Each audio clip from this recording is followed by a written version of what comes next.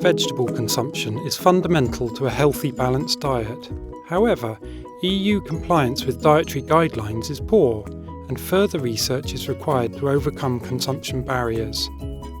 The aim of VeggiEAT is to develop an EU platform for predicting modelling of processed vegetable intake that takes into account individual characteristics as well as environmental cues.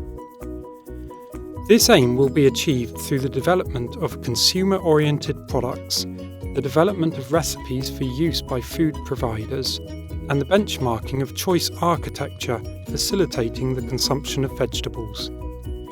The VeggiEAT research programme and partnership involves Bournemouth University, University of Firenze, Copenhagen University, and our two industry partners, the Institute of Paul Bocuse and Bondwell.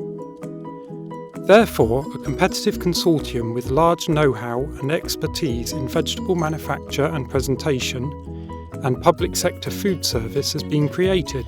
The research base of Bournemouth, Lyon, Firenze and Copenhagen will be used as a living laboratory to evaluate critical features of vegetable consumption across the lifespan in a public sector food service environment to improve the competitiveness of our industry partners and ultimately the well-being of European society. An increased consumption of fruits and vegetables should reduce, at population level, the risk of obesity, hypertension, coronary heart disease and type 2 diabetes. However, the majority of Europeans don't meet recommendations of at least 5 a day. The first work package identified the key sensory properties that respondents favour within a product. Sweetness is a key sensory attribute toward liking within a vegetable, and sourness, together with bitterness, key sensory properties towards dislike, whereas softness was very product sensitive, being positively related to liking for peas and negatively for sweet corn. The influence of saltiness on liking was positive for peas but negative for sweet corn.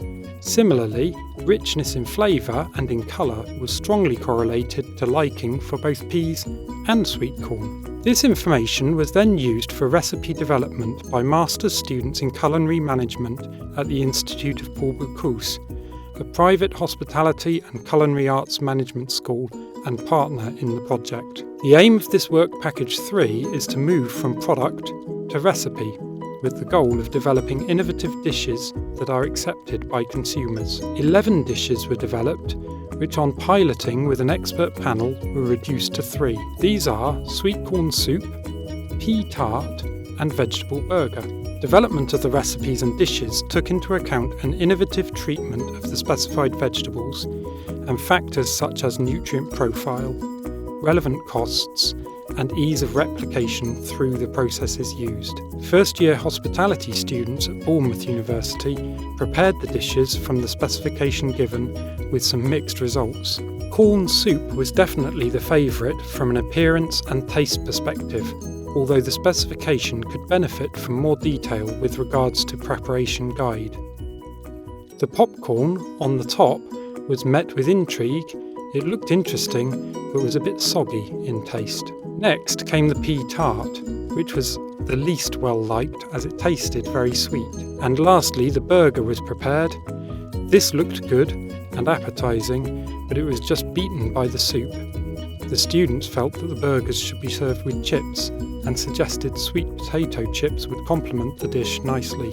So, in conclusion, it is agreed that there is insufficient fruit and vegetable intake in Europe from young to old, and that there is a disease burden associated with this low intake. However, often in studies, fruit and vegetables are not disaggregated, leading to misinterpretation of data and conclusion. For the first time, this research concentrates solely on vegetables, with the richness of data arriving from the pan-European context.